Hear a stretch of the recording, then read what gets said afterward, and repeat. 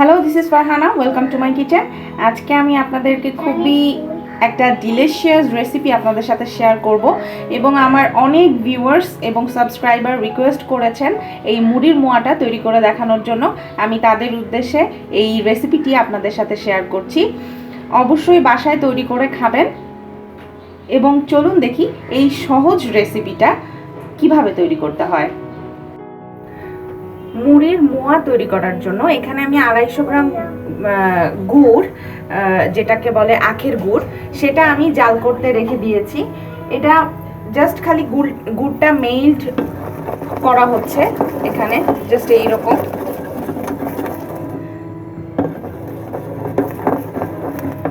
এই জিনিসটা যখন একটু ঘন হয়ে আসবে তখনই মুড়ির মোয়াটা বানানোর জন্য একদম পারফেক্ট হবে।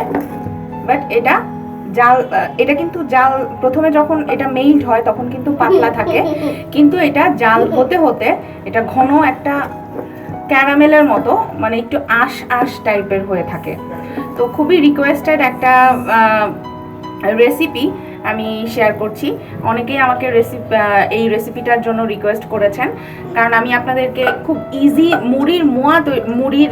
মুড়ি বানিয়ে দেখিয়েছিলাম।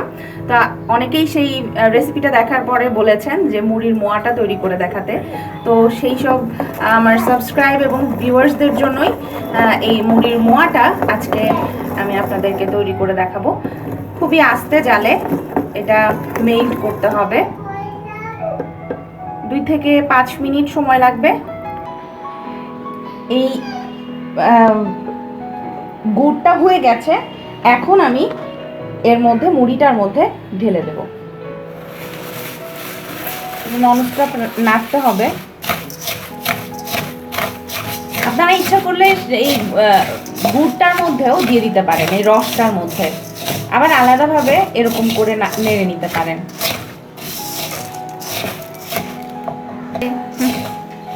দেখতে পাচ্ছেন আঠালো টাইপের মতো হয়ে গেছে,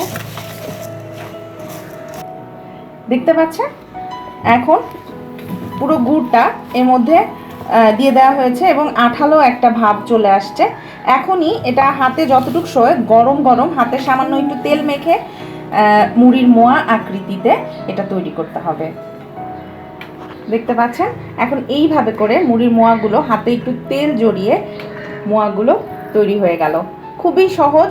শুধুমাত্র ঘরে যদি আখের গুড় থাকে তাহলে কিন্তু আমরা যারা বিদেশে থাকি, প্রবাসী যারা, তারা কিন্তু খুব সহজে এভাবে মুড়ির মোয়া তৈরি করে ঘরে এয়ারটাইট কন্টেনারে রেখে দিতে পারেন। দেখতে পাচ্ছেন খুবই সুন্দর করে আমার আম্মু কি সুন্দর হচ্ছে মোয়াগুলো। অবশ্য খেতেও অনেক দারুণ। বাসায় যদি করেন তাহলে অবশ্যই বুঝতে পারবেন। আর অবশ্যই যখন আখের গুড়টা জাল দেবেন সামান্য 1 থেকে 1.5 টেবিল চামচ পরিমাণে পানি দিয়ে প্রথমে জাল দিতে হবে। যখন দেখবেন একটু ক্যারামেলের মতো হয়ে যাচ্ছে, ঠিক সেই অবস্থাতেই আলাদা মুড়ি, যেভাবে আমি আপনাদেরকে দেখালাম সেভাবেও করতে পারেন। আবার রসের মধ্যেও মুড়িটা ডিরেক্টলি ঢেলে দিতে পারেন। সো এইভাবে করে দেখতে পাচ্ছেন প্রত্যেকটা মোয়া এইভাবে তৈরি করতে হবে। সো ভিউয়ার্স, দেখতে পাচ্ছেন আমার মুড়ির মোয়া কত ঝটপটে তৈরি হয়ে গেল। আমি মুড়ির মাপটা বলিনি, কারণ মুড়ি অনেক সময় কম বেশি লাগতে পারে। 250 গ্রাম আখের গুড়ের সাথে আপনারা ঠিক ডাবল পরিমাণে দিতে পারেন। অনেক সময় কম বেশি হতে পারে, কিন্তু 250 গ্রাম মুড়ি দিয়ে আগে প্রথমে ট্রাই করবেন। যদি আপনার কাছে মনে হয় যে আমার রসটা একটু বেশি, মুড়িটা আর একটু হলে ভালো হবে, সেই ক্ষেত্রে একটু মুড়িটা বাড়িয়ে দিতে পারেন। সো আশা করি আমার রেসিপিটি আপনারা অবশ্যই বাসায় তৈরি করে খাবেন এবং আমার জন্য দোয়া করবেন। আমি যেন আরও নতুন রেসিপি নিয়ে আপনাদের সামনে উপস্থিত হতে পারি। ততক্ষণ পর্যন্ত ভালো থাকুন, সুস্থ থাকুন এবং আমার সাথেই থাকুন এবং অবশ্যই চ্যানেলটি সাবস্ক্রাইব করুন। ধন্যবাদ।